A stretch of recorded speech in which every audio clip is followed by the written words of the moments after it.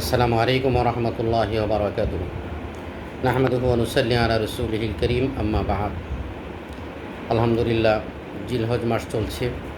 অনেকে আমরা কোরবানির জন্য প্রস্তুতি নিচ্ছি। তো প্রথম প্রশ্ন হলো যে কোরবানি কার উপরে ওয়াজিব। তার সহজ উত্তর হলো যে কোরবানির দিনগুলিতে, অর্থাৎ 3 দিন কোরবানি করা বৈধ।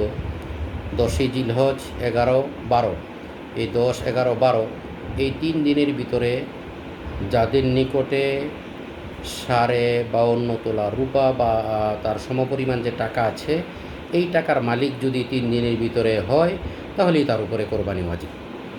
এটা হলো সহজ উত্তর। পরিমাণটা কেমন?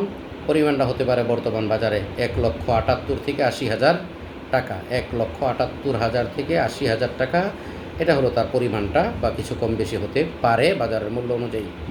এই টাকাটার মালিক যদি কোনো ব্যক্তি এই ঈদের 3 দিন, যে 3 দিনে কোরবানি করা বৈধ আছে, মালিক হয়, সে পুরুষ হোক নারী হোক, তাদের উপরে কোরবানি ওয়াজিব, তাকে কোরবানি দিতে হবে।